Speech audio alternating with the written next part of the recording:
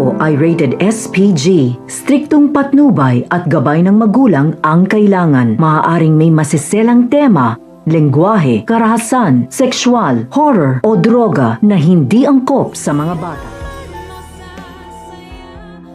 Nahahalata ni Lynette na parang galit si Carlos kay Annalyn dahil sa pagdiin ni Annalyn na may kinalaman si Zoe sa pagkawala ni Don Pepe. Kaya pinuna niya ang asawa kung bakit mas concerned pa ito kay Zoe kaysa kay Annalyn na parang anak na rin ito. Nabigla naman si Carlos sa mga sinabi ni Lynette at idinahilan na lamang niya na sana ay hindi maaring pagbintangan ni Annalyn si Zoe dahil magkapatid silang dalawa. At habang nag-uusap sina Lynette at Carlos sa telepono ay narinig ng lalaki ang boses ni Chang Susan at tinanong niya si Lynette kung ano ang ginagawa ng matanda sa kanilang bahay at bakit niya ito pinapunta nang hindi nagpaalam sa asawa. Alam ni Lynette na sa tono ng pananalita ni Carlos na ayaw nito na nandoon sa kanilang bahay sina Josa at Chang Susan. Sinubukang kausapin ni Lynette ang dalawa at sinabihan na pwede na silang umuwi kaagad dahil marami pa siyang gagawin. Ngunit dahil matalas ang pakiramdam ni Chang Susan ay sinupalpal nito si Lynette na parang ayaw silang papuntahin ni Carlos sa kanilang bahay. Hindi naman makasagot si Lynette dahil ayaw niya ring mapasama ang asawa sa paningin ni na Chang Susan at Josa.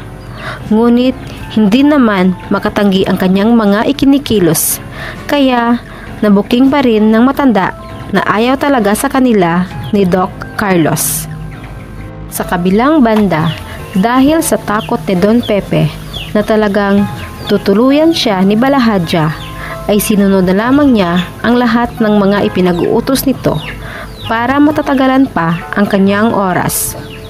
At nagbabakasakali pa rin siyang matagpuan siya ni na Robert at Giselle bago pa matupad ni Moira ang masamang balak sa kanya. At alam niyang hindi niya kayang bilhin ang tiwala ng mga tauhan ng kanyang demonyong manugang. Samantala, galit na galit si Moira sapagkat nalaman ni Carlos ang kanyang ginawa kay Don Pepe dahil sa nagsumbong si Zoe. At binalaan pa siya nito na dapat huwag madamay si Zoe kung anuman ang pinaplano niya sa matanda.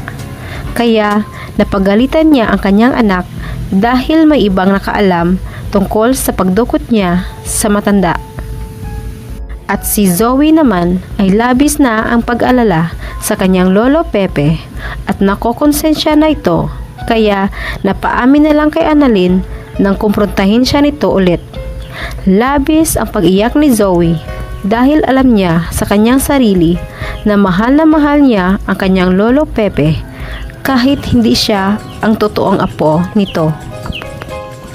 Atin lamang aabangan kung aaminin na ni Zoe na si Moira ang totoong dahilan sa pagkawala ni Don Pepe.